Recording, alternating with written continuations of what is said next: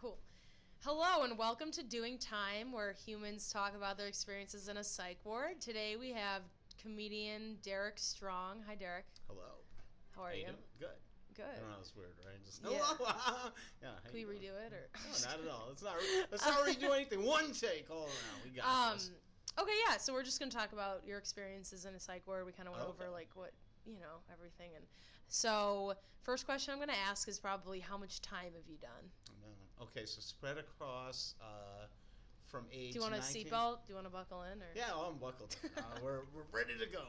Let's see. So, I not counting because I went to a high school, as I mentioned to you before. I went to a high school for kids with severe emotional problems. Okay. And you lived there. It wasn't like, a day school. You actually lived there on campus. It's kind of like jail for kids with problems. So that's kind of where it started. A lot of those kids were in state psychiatric wards, and this was kind of where they would go because their parents couldn't take them home for whatever reason. And then when I was 19, when I was 18 going into 19, I actually spent my birthday in the psych ward, my first time. I did my first 30-day stint at St. Luke's Hospital in New York. Clark 9 was the name of the ward. It was supposed to be on Clark 8, but they pushed us to the 9th floor because they were having issues with the 8th floor. So that was the first time, and then my last stay was in 2003. Wow. Yeah. So it's been a while. Oh, it's been a while, yeah. Damn. Yeah. I've been medication-free since 2005. Wow. So, yeah. That's Much to the chagrin of the psychiatric medicine industry. States. How many states have you done? One state. Okay. New York? New York State. Okay. Queens, Manhattan. Queens and Manhattan were the only two cities. Okay. Were the only two parts of New York that I did that in, that I was in psych wards in. And I only went to Queens General once. All the rest of my stays were in Manhattan. Okay. And that was spread across 4 different places. Wow, okay. So Roosevelt Hospital, St. Luke's Hospital, and St. Vincent's Hospital, multiple times at Roosevelt and St. Luke's Hospital. Gotcha. Altogether, it's about 12 and the reason why I say 12 or 13 and don't know the specific number is the last year that I was in, there was, that year is just a blur. Because it was just I was in and out so many times that it kind of bled together. You don't remember. Yeah. Yeah. That's a common experience, I feel like. Oh, yeah. Yeah. I mean, come on, because when you go there, it's just... if you're going in there and you can remember clearly everything that happened, you were, I don't know, maybe you just had, slightly depressed at the time. You weren't really in there. Right, you know what right. I mean? Yeah, you weren't actually. Yeah. Yeah. The last year that I was in, that was also the few times that I was in there, because there's 2 different statuses you have, as you know. There's voluntary, there's involuntary. Right. Voluntary is when you want to kill yourself. Involuntary is when they're like this, I'm pretty sure he's going to do it, and somebody else calls the cops on you, or you're going to hurt somebody else, and they're pretty sure you're going to do that too. Yes. So, yeah, so that was the only time I had involuntary, was the last year that I was in there. Okay. So that's interesting that you stayed in the same state and been kind of very consistent. Very consistent. So that's interesting that you mentioned not remembering, because Carly was on the last episode, said that it's such a blur to her. What's so funny is every hour you're there goes by so slowly, and then it is immediately you leave, it is nothing happened. Oh, you're I don't remember anything. When you're in the elevator, this is done. I'm done. It's done. Yeah. Yeah. And so, here's the thing, because nothing does happen. The first time I went to the psych ward, one of the goals, I actually went there and wanted to be productive. I thought I was going to go there. I was going to meet with a psychiatrist and a social worker, and I'm going to get better, and let me really attack this. And I get there, and you see a psychiatrist twice in in a week. And all they're there to do is to just check your levels and see if you need more meds or not. Oh, and yeah. That's it. And the funny part about that is that you wait to see a psychiatrist, and then you see them, and it's max 5 minutes. Yeah. Oh, yeah. And then you leave, and you're like, wait, I waited for I was thinking about this for days. Yeah. For a 5-minute conversation with and all they do is they ask you how you're feeling. Yep. And then they up or lower your dosage. And that's it. And that's it. Yeah. And that's it. That's all. That's the only reason why you're there meeting with them, is to change your dosage. And so your last psych ward stay was 2003? 2003, and you said the last time that you were medicated was 2005. 2005, yeah. So... And that whole year and a half between late 2003 and late 2005, that period, my consistency with meds taking was just I was still seeing a psychiatrist, but that started tapering off, and I wasn't consistently taking meds, so it was just and then I was just why why am I doing this? Like, it's, you know, if I had this like strange, like weird, like will, like, all right, if I can last such and such amount of time without needing to re-up with this, then why the fuck am I not just doing that? You know what I mean? Like, why am I subjecting myself to this? Because I don't know if, you know, if anybody who's listening or is watching this, or I'm sure you've read into it, you know, a lot of people, at least nowadays, are a little bit more educated with this, but like, the shit that psych medication does to your body. Oh, it's ridiculous. I mean, it's ridiculous. I compare it to this, like, and I told somebody this, and they thought it was a brilliant insight. And yes, this is mine. It is mine. Okay. The way that modern psychopharmacology works, it's like trying to kill a mosquito with a sledgehammer. Like, eventually, you're gonna kill the mosquito, but you fuck up so many other things in the process. Okay, and that's like, that's really what it is. I mean, your kid. I know a guy. You know what tardive dyskinesia is, right? Yeah, I learned about that in psychology. It's when you can't. Oh, I think one of my friends had that. Okay, so so basically what it is a side effect for a lot of the anticonvulsants that you take for bipolar. The tics? You get the tics. Yep. So this guy had a very severe reaction to lithium, right? And it distorted his tongue to the point where like all the muscles spasmed at once, contorted his tongue, I'm sorry, and now he has to take speech therapy. He has to go to speech therapy class for the rest of his life, and you can barely understand. So... Yeah. I started meds when I was in 6th grade, not for antidepressants, but like nice age, like during puberty, that's a great time while a person's body chemistry is changing. Let's just shove more chemicals in there. Nothing bad can happen. So many, like I took like ADHD, and then antidepressants was like my sophomore year of high school. Oh, fun. But the side effects are let's talk about that because I started them in 6th grade. And it's funny that you say the tardive dyskinesia. Yeah. I should know this. I was a psych major, but it's out of my mind right now. Psych major, the hell you say? Yeah. That's a surprise. Exactly. Yeah.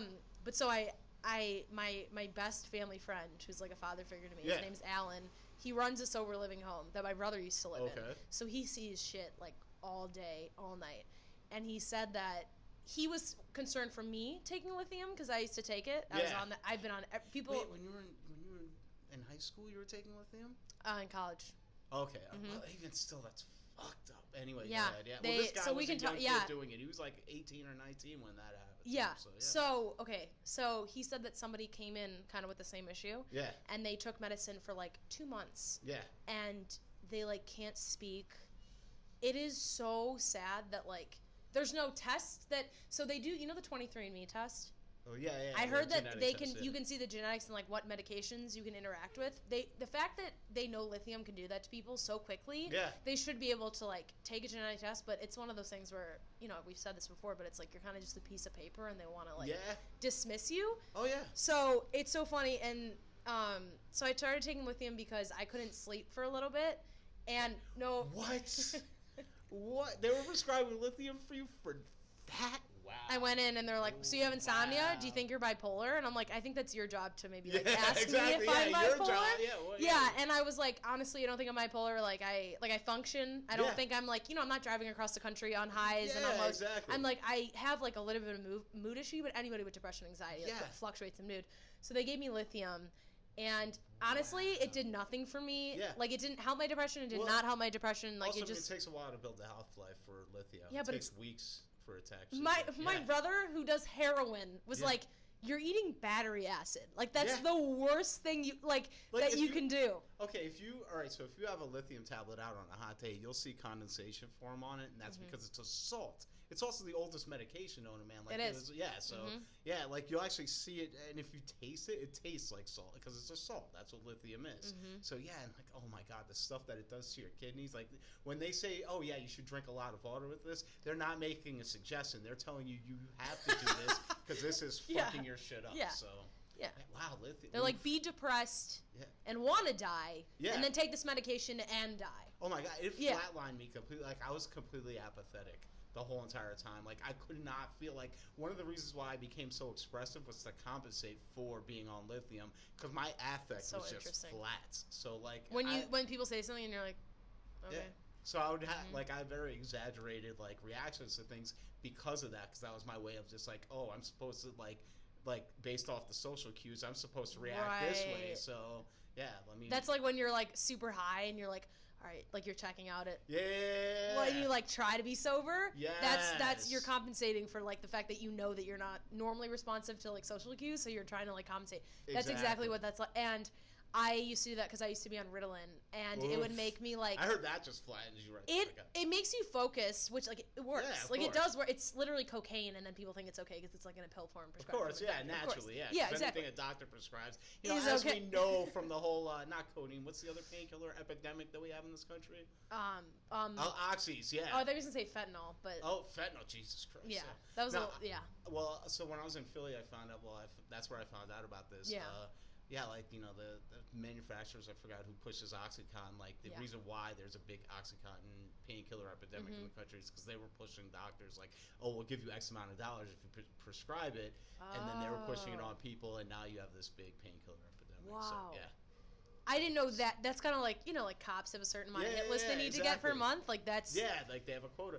Well, same thing with psych doctors. I remember I walked out of a psychiatrist's office. This was after I'd stopped taking medication. This was about 2006 or 7. I was with my ex at the time, and it was in Queens. And I went into this office, and they do the intake appointments for any therapy. You meet with a intake coordinator, and then you meet with a psychiatrist. And the psychiatrist is supposed to see what should be prescribed. Sat down with him for 2 minutes, told him what my diagnosis was, bipolar type 1 with psychotic features. Boom. So anyhow, I told him what it was. He was just like this, I have to put you on something immediately or else you're going to be in the hospital. I'm like, Doc, I haven't been in the hospital in 3 years. Right. I doubt I'm at any risk. You're not going to like change my life. Exactly. I'm not at any risk. I'm not a risk to myself or others. He's like, oh, no. Well, I have this new medication. And he just started handing me samples. I'm just like this, okay, we're done here. I got up, left. Like in his desk? Yeah, he just had and like you could look around. They have all the little words. Yeah. All around, the little things. So, yeah. Yeah. I definitely, when you're there, you're seen as psychotic. Yeah. Even if you're not. Because I wasn't psychotic, but I was having like a mental breakdown of just anxiety where I was just like, I couldn't stop crying. Yeah. Because like I was away from I was in Denver. I was away from my parents. Yeah. And then I was crying because I was like depressed, extremely depressed. I wanted to kill myself. Wow, you're depressed because you're away from your parents. That's so crazy. Yeah, exactly. And I was like, I was away from my parents like feeling like that. I wasn't depressed because I was away from my parents. I was depressed because like. I'm being facetious. Yeah. Like, that's a very natural reason. Exactly. And they came in and they're like, oh, we gotta get her like up on like floor 5, and I'm like. Dude. Yeah, like. And like I was a Division I athlete. Like, give me more credit than that. Exactly. Like I'm not crazy. Like, it was very. And I've also been I've just been diagnosed with like major depressive disorder, which like I'm medicated, so. Yeah. I don't really have my big thing I struggle with now is anxiety, but it's definitely one of those things where they look at you and they're just like, you are like, it's so weird because you want them to take you seriously, but they almost take your diagnosis too seriously where they're like, oh, you're going to break down right now. Instantly, you're unstable. And you're like, no, I'm not. No. I just need help. Yeah.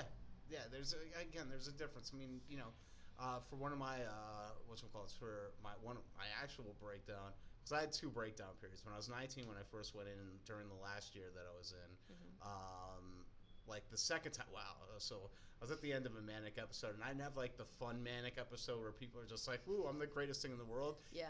I had like a very delusional one where I was just like, persecution delusion, where it was just like, "Oh my God, everybody's out to get me."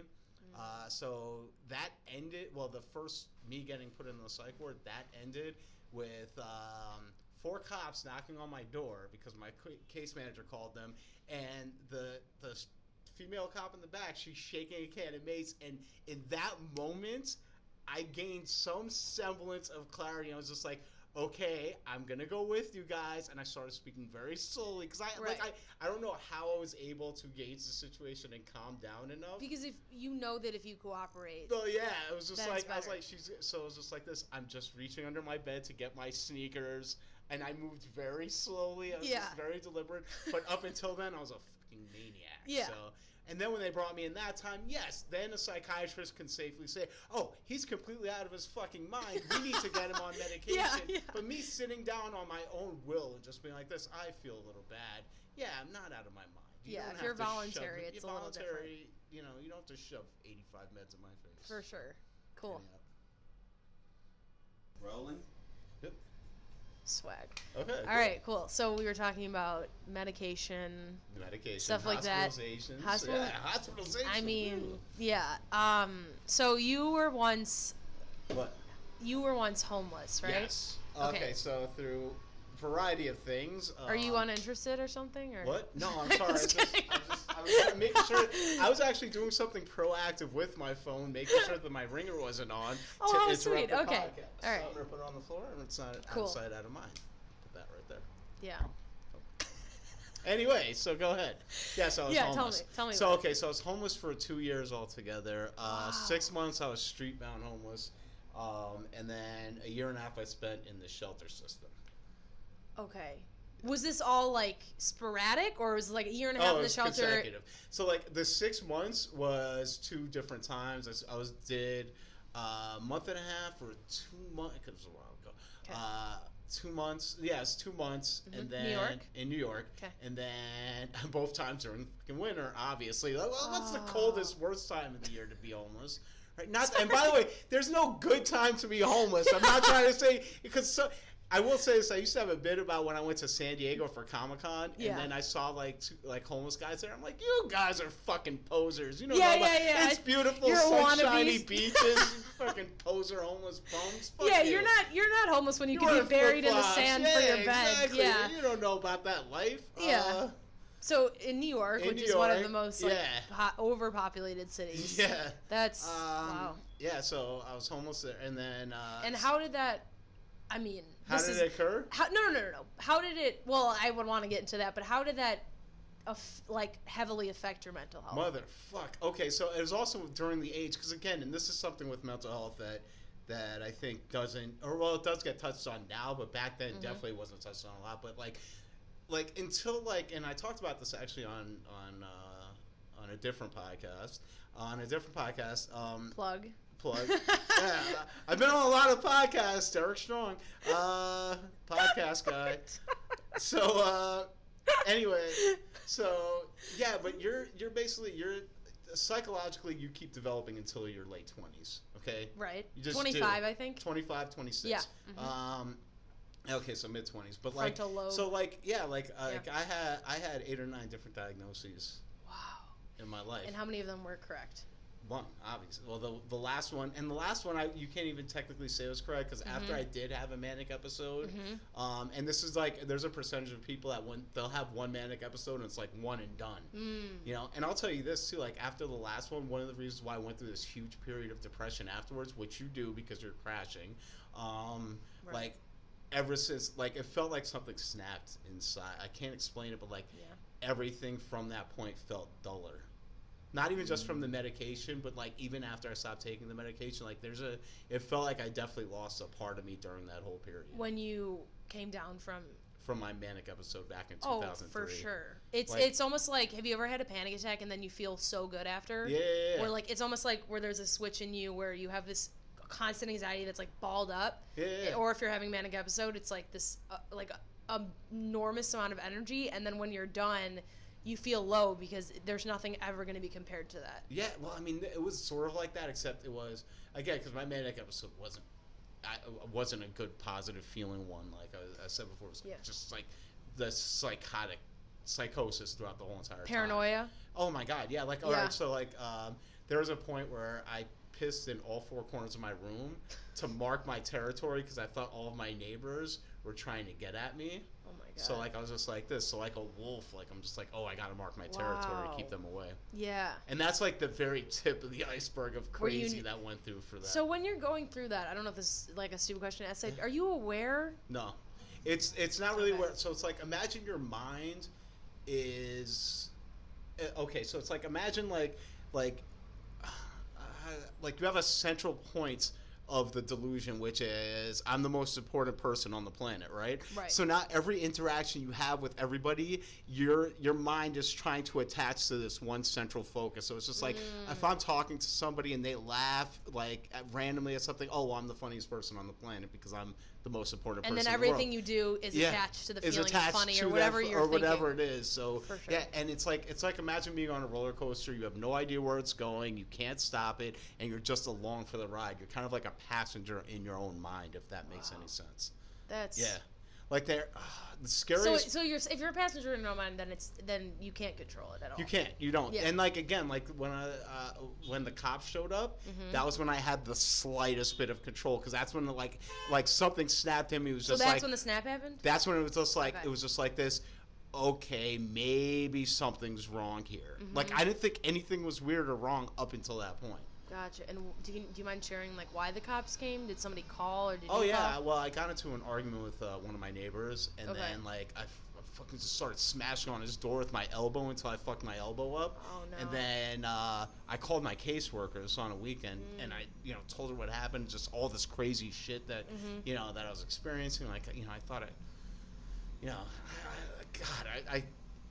I don't want to completely expose what level of craziness. Why not? But like, share whatever you want. You don't have to. There was just like I was like telling her like all these like delusions that I was having, stuff like that, and then so she's the one who was just like, yeah, I'll be over later, and then like so she came by and she was there with a psychiatrist, and it was like that was actually the real awakening point. Was I saw the look of concern on her face. I was just like, okay, something might be wrong here. And she left with the psychiatrist, and literally within 20 seconds, the cops were at my door. So they were waiting down the hall.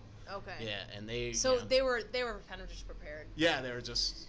Yeah, I mean, it's funny because everybody has a different, like, bottom, so to speak. Yeah. And there's certain people with bottoms. Oh, and by the way, that was by far... Not sorry to cut you off. No. But that whole experience was by far worse than any of my homeless experience. Wow. Yeah, that was the scariest. Because, like, at least when I was homeless, there was some semblance of control there. I was just going to say, was it because you knew that you had control at that last second once it, like, kind of hit you? Yeah, like that. Like, and it wasn't until the last second where I had control up until that point. But when I was homeless, it was like this. There was almost a freeing aspect of being homeless. You know what I mean? Because it's just like you answer to nobody. You know what I mean? Right. No responsibility. No responsibility, but then it's like you're also living kind of hour to hour. You know, because more in the moment, you feel. Yeah, because you don't know what's gonna happen next, so you're like, "Fuck it," you know what I mean? Like that's really interesting. That's really interesting. Very freeing kind of feeling, you know. Yeah. But Yeah, I was so. That's so funny that you said that. Like that was your bottom because my family friend, like I said, is in charge of that sober living home, and he My God, he must know stories. Oh, I mean, I'm gonna have him on the podcast, so I'm like super excited. But like, it's one of those things where like. Everybody has a different bottom, and there are people who, they've had the classic bottoms where I was drunk in an alley and I pissed myself out and I almost died, or I overdosed. That's usually people's bottoms. But one of his friends, who I actually, I know her, and she's so sweet, and she told me that one of her bottoms was when she was in the hospital and people came in and looked at her like she was a crazy person, and they were concerned, like you say, and that was when she was like, I have to stop. She was a heroin addict. So like it's one of those things where like everybody kind of has a different extreme as their bottom, and I guess it just varies because of what's going on. Because like you said, it could have been the fact that you weren't in control for so long, kind of, and... Well, in hindsight, so like, because again, that wasn't my last hospitalization. My last hospitalization came at the end of that whole year, like, well, not end of the year, but the end of the year for me in terms of, that breakdown period. Gotcha. Which so it was like August. a long stretch of episodes, kind of. Yeah. Okay. So like February was when the breakdown happened, and then like it was like 6 months of the worst depression I ever felt, and then I had a suicide attempt that August, which and that was my very last hospitalization. Okay. And that was an involuntary one. I took 100 Benadryl, which again. It's Benadryl, so you think it might not happen. No, it poisons you. So I was poisoned. I was like retching in the hallway. Somebody saw that, and they took me in, and I also got put in 4-point restraints because I was flipping out. I had 3 days of my life I don't remember, and that coincided with the New York blackout. So for months afterwards, I kept thinking like I caused it because mania. Yeah, exactly. I caused the New York blackout. Yeah, you think you're so special? That time. Yeah. Wow. So, oh my God. Wow, but I'm sorry to hear that. The lowest point of that whole manic episode that led me to the hospitalization in the first place was I remember. Yeah. I thought. Well, I mean, listen, I was blacked out. Like, I was just like woke up and I heard there was a blackout that went. Day to day with the same amount of time. Yeah, you're like, you're like, I took the city with me. I took the city with me. I was like, if I go, I'm taking all of you with me. Oh my God, that's hilarious. Yeah, so the thing that happened that was really like in hindsight, that was the lowest point of all of my life was when I was when I was during my manic phase, because it lasted for a few weeks.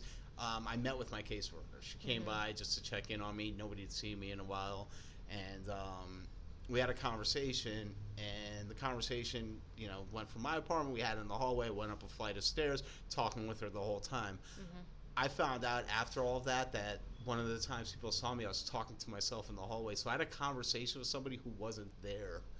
And, like, to me, like, that fucks me up to this day. It was just, like, I invented this whole entire narrative. Wait, so about it wasn't this your person. caseworker? She wasn't there. It was just me talking to myself. Oh but God. I clearly still remember it as her being there. Wow. Yeah.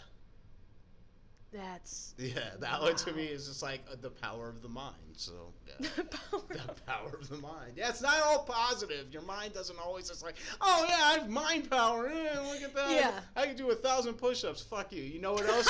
You can invent entire conversations with people who aren't even there. Oh, my God. So, wow. Yeah, that was that. So she wasn't there. Did you ever, like, call her and tell her, like, that happened? I told her that, and she was just like this. Yeah, well, I don't remember. I was like, oh, my God. Is she used to hearing stuff like that? What? Or was she used to hearing stuff like that? Like, was she in the mental health department? Like, kind of?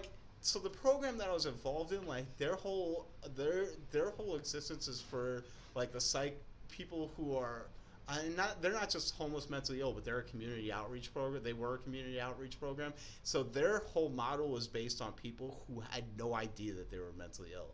Like, a huge portion of the mentally ill community are people who have like schizophrenia and some of the more severe disorders, to the point where they don't realize that there's anything wrong.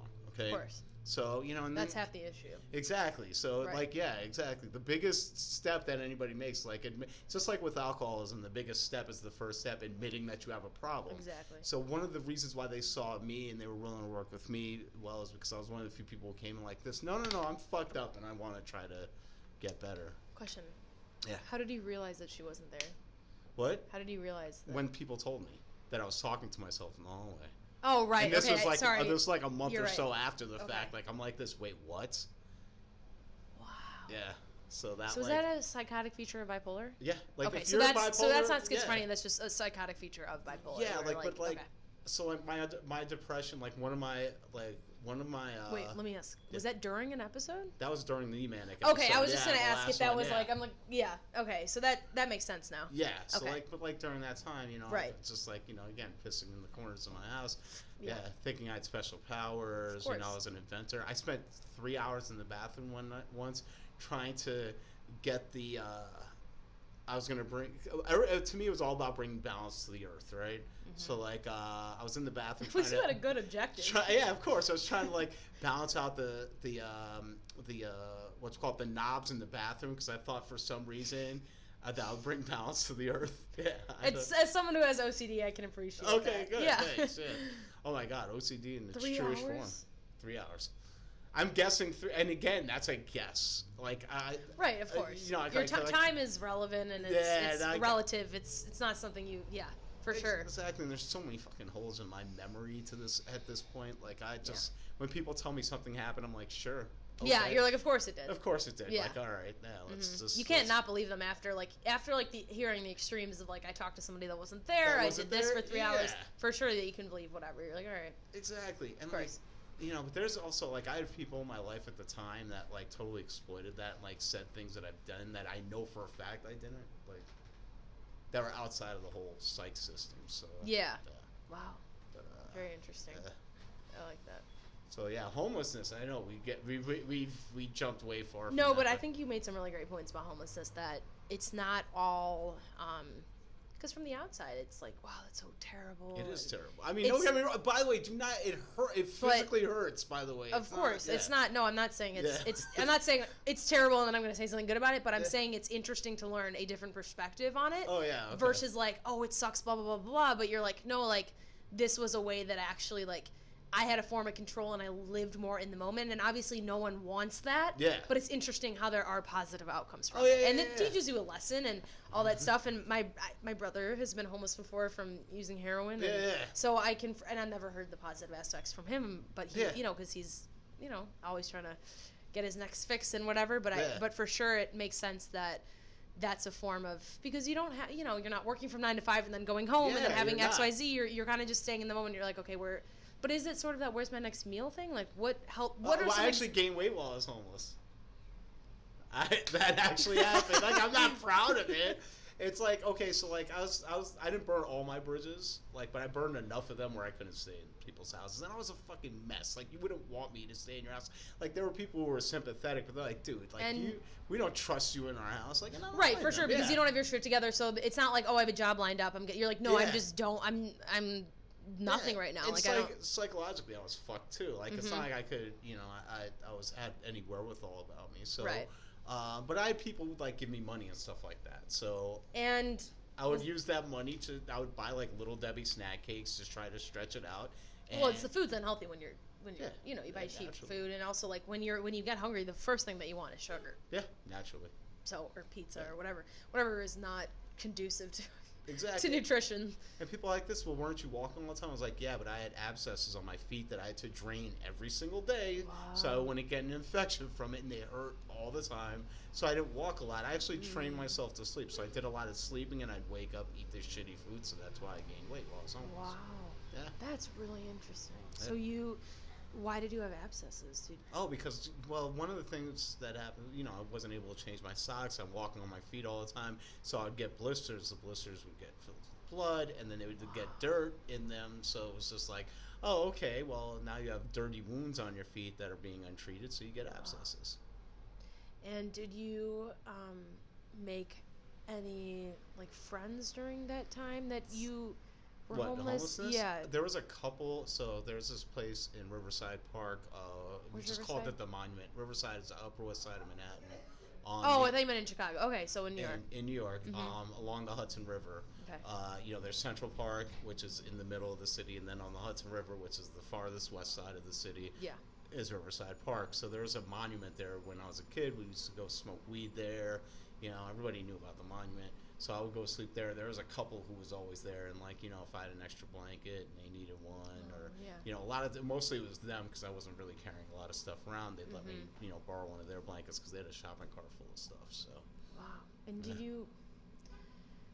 Not like did you keep in contact with them, but did you ever like see them when you found a home and kind of got your? Never saw them after that. You never saw. Okay. Yeah.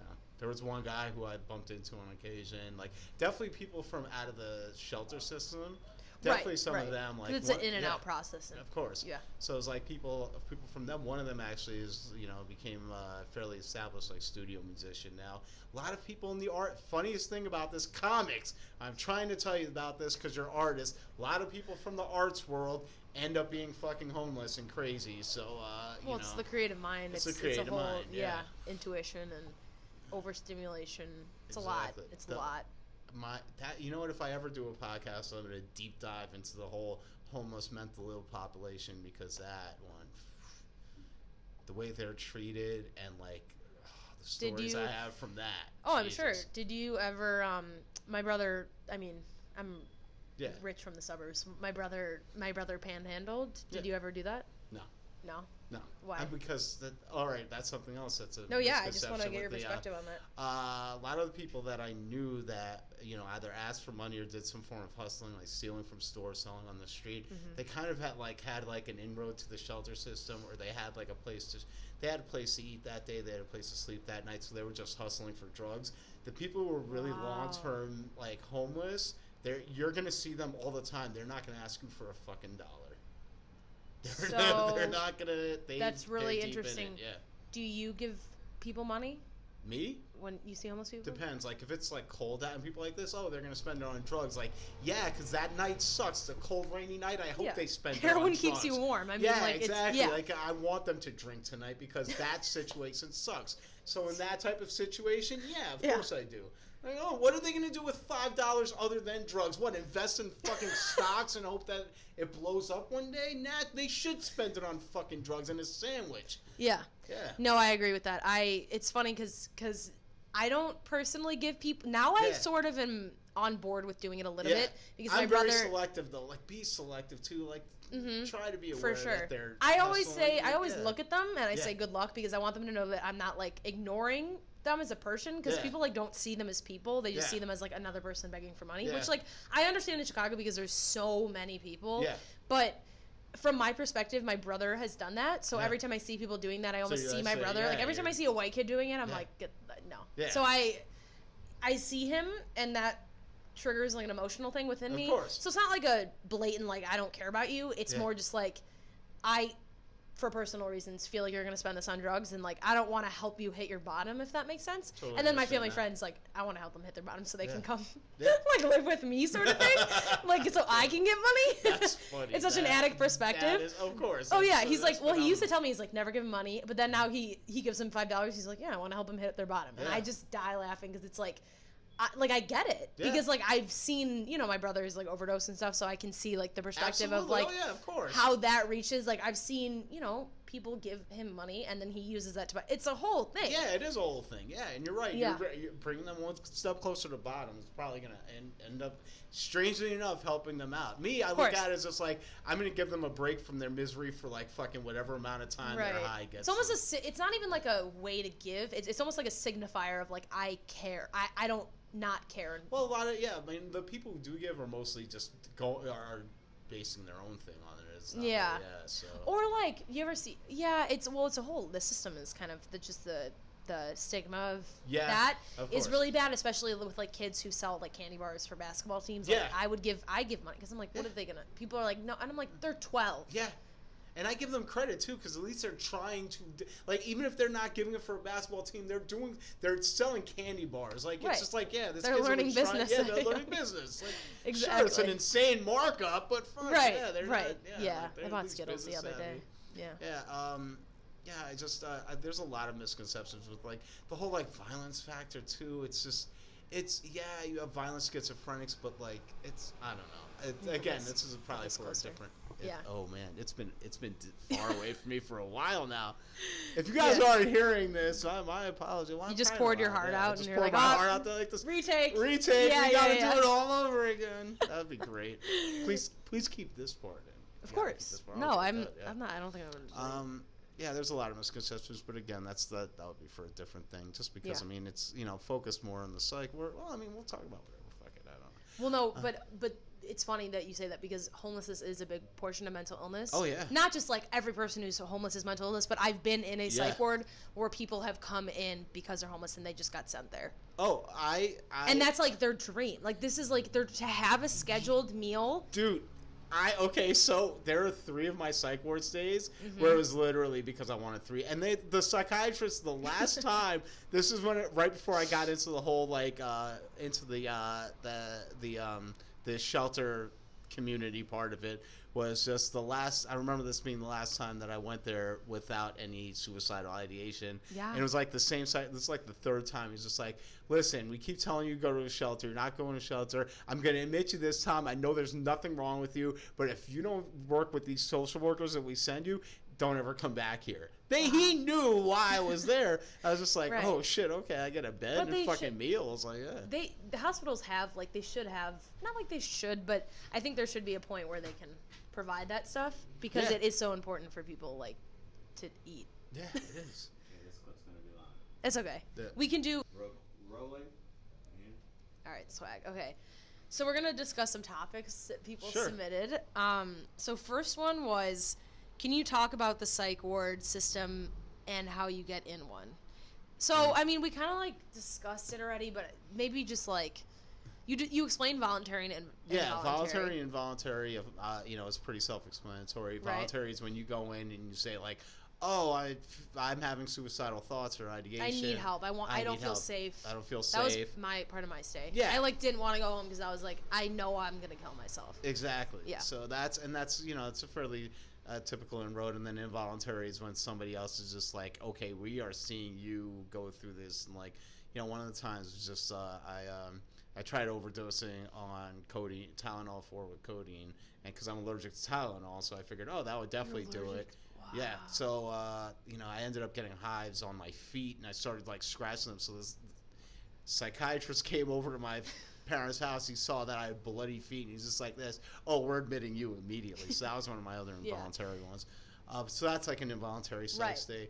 And then it's the prerequisites: are you a danger to yourself, or are you a danger to somebody else? Correct. So, yeah. Can you explain what a 72-hour hold is? 72-hour hold. So they are required to keep you. This is the vocab. Yeah, so they are required to keep you in a psych ward for 72 hours, and during that time they are observing you to make sure that you're not at risk for anybody, at risk to anybody else or to yourself. Now, very rarely do people only stay in a psych ward for 72 hours because they can charge a lot of money while you're in a psych ward. When I was there, and this was back in 90 for the first time, this was back in 96, it was about $1,000 a day.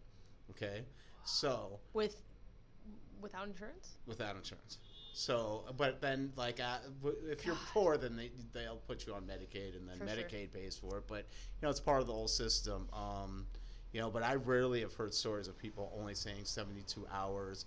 I've stayed less than that, but that's also because they just like I mentioned before about the whole homeless thing. They were like this, okay, we know you're just trying to like get in here, so you're treating this like a shelter. You need to go to an actual shelter. Right. So, okay, so that's like terms. Anything else, like how you get in one? I mean, I don't really think that. I think that kind of covers it. Oh well, there's also a difference between like the 30-day like regular hospital psych ward admission, which is up to about 30 days, and if you have to go longer than that, then usually they send you to a state institution, which is a minimum of 90 days. And that could go. Yeah, those are the for real ones. When they're talking about like an asylum, kind of like jail. Yeah, it's kind of like jail, and that's usually those places are the ones that also house, like, when they say the criminally insane, like, that usually is where the wards where they have those types of people that are just, like, in there for court-mandated periods of time. And then there's programs, like, there's transitional day treatment programs. I've done PHP, which is, what's that? PHP? I've done IOP, intensive outpatient. And then which PHP is I don't know what that is, but I think intensive outpatient is where you're like you're there every day. Yeah, but it's like a 9-to-5 job, but then you just leave. And then, Okay, so I did something similar. They labeled it Transitional Day Treatment Program or TDP, but it's the same exact thing. Yeah. That's actually where I learned about it being kind of like not really a scam, but it was a business because I saw these people just like in and out of the psych wards over and over again. They were all very intelligent people, very well read, too smart for their own good. They knew the DSM-4 at the time. It was the DSM-4. I know in your generation DSM-5. Correct. They knew the Diagnostic Statistical Manual. There you go. And it's like this big book of like disorders from A to Z. People don't know what that is. Yeah. And if you start reading it, you'll think you'll have everything because the reality is everybody exhibits some symptoms for sure. Yeah. A lot of psych majors, like, this. In Psych 101 especially, like, you start thinking you have everything because you're like, oh, my God, I remember when I went through this, that. For sure. Yeah. Okay. One of them was, can you discuss the graffiti on the walls and the ceilings? Yeah, like, I never saw... That was pretty good. Yeah, like, I mean, I never saw anything that was too outlandish, but, like, I just thought it was funny, like, seeing people sign their names. Like, I'm just like, why are you exactly autographing like they're autographing it? Yeah, they're like bitch. I was here. Like, who can? Like, exactly. Why are you promoting that? Like, right. Exactly. I thought it was so funny when like in the bathrooms we had one of the psych wards. I think it was the first psych ward I stayed in. There was like a wooden door, and not the doors that closed. They would like. Oh yeah. They would slide. The slide one. Yes. Yeah, you're like bitch those slide doors. So like I would slide them. And then the graffiti was like all over the back of it, and it was just one girl wrote like blah blah blah, and then they wrote help, and I was like, this is the right place if you need help. Like press there's a button for this. There's a triage right there on the ward. Like just go to the nurse's station. It's not a 1950s. I think people sometimes think it's like it is glorifying it a little bit when they're like help, and it's like all right, like you are getting help. Like this is the place if you need help. Yeah. And by the way, loose definition of help. Like, let's just say they're helping you from not self-destructing. Right. At the very but. Right, for sure. I think it's interesting how people like do. I think I did sign my name. Did you ever have to go to the quiet room or do the 4-point restraints? No, I've seen people get restrained. I saw somebody who was like yelling about freedom of speech. And that's a good one. Yeah. Scream about in a psych ward. And it was like during the time of like Hillary and Trump and like. very interesting where I was like, he's kind of topical. Like, he knows what he's talking about. And he was yelling, like, I can say whatever I want and blah, blah, blah, and, like, yelling at the staff. And they just kind of, like, restrained him. And then he would do, once the medicine wore off, he would do it again. And then it was in the course of, like, 10 minutes. Wow. Like, really fast. Yeah. So, and then, what was this other one? This was what I was going to ask you. So somebody wrote why mental health was such a taboo topic that wasn't talked about till recently. I mean, we can talk about that, but I wanted to mention this isn't the best time to talk about why men are oppressed. But I think in the mental health area, like, it's like more of a stigma that men don't get depressed and don't have emotions. And so maybe you want to talk about, like, that. So, like, it's like, because there's definitely a group of friends that I had at the time that, like, were just like this, you're making this up to scam the system or whatever and stuff like that. And it's their, like, because in their head, it's less that it was less accusatory and more like they just simply, they can't empathize or understand, because in their mind, it's just like, you're a man, you should be the master of your own destiny. And the thing that I'm saying is just like, I'm not I'm not in control of this. Right, you're admitting that you're vulnerable, and they're still like, no, you're making this up. Because, gotcha, okay. It's just, and that, again, what I noticed was mostly from the guys that are the ones who are least in touch with that, with themselves, were the ones that were exhibiting the worst possible symptoms of whatever mental health thing you can imagine. Well, it's kind of like the people who, if you're suppressing something so much, you're going to project it on other people, like for homophobic sure. people, it's just sure. like, oh yeah, they have terabytes of gay porn on their computer. Right. Like, Yeah, well, it's one of those things where, like, you want to say it so bad. Yeah. That you have anxiety or depression or whatever, and then, and it sucks because to say that to somebody, especially as a man, when you're suppressing your emotions and that's what you're told to do, and then you let it out, and then somebody says, no, you're wrong. You're wrong. That's that's crushing. I had a therapist. I told her a deep, dark secret from my past, and we did not get along from the start. And she was just like this, well, I think you're making that up. I was just like... Why would I make that up here? Like, I have no reason. I'm here to try to get better. I have no reason to make that up. She said that? Yeah. I don't even want to sit, because, again, it's just a deeper dive than I want to do. Sure. But, like, it was like one of those things where it's... Okay. I was like one of those things where it's just like, no, I have to be able to talk about this here, and this is the most opportune time, too. And she was just like this, well, that sounds like you're making it up. I'm just like, wow, okay. And that relationship didn't last long. For sure. And so can I ask, could we do like 2 minutes more? Okay. You want to do 2 more minutes? Yeah. Okay, so I'm going to ask two questions. Sure.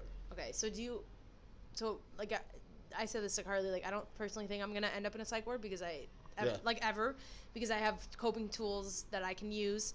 Yes. Let's say you weren't. What do you feel like helps you the most? What, with not going back to the psych ward? Right, or just not getting to that state where, like, you're like, oh, I have to voluntarily admit myself, or not get back to maybe a manic episode. Like, what helps you with that? Just maintaining awareness of it, like, knowing that, okay, well, some thoughts that I'm having are not, are either not real or they're just erratic. You know what I mean? Just maintaining focus on that and being vigilant in that. Like, I make that a priority in my life. I never lose sight of that ever. Good. Like, there are times where it's just like, if a situation is like, I just like this, no, this is number one. I'm never going back there again. You prioritize your mental health. Prioritize that. That's great. And the second question is what to get to that place, what made you, so I'll tell you. So what I told Carly I said what made you change the course of your life. Yeah. When I used to cut myself, and so the reason why I stopped was because the lady in the hospital was like, tell me a reason why. And you weren't doing it for attention. Were you doing like as a stress relief? I know different people. Oh yeah, it was more to express. I had a hard time expressing how I would say I'm depressed, but I would never go into like why I was depressed. Yeah. And I would never say I feel sad. I'm like, no, I just have depression. But I wouldn't dive into like the reasons, the backstory of why I felt that way.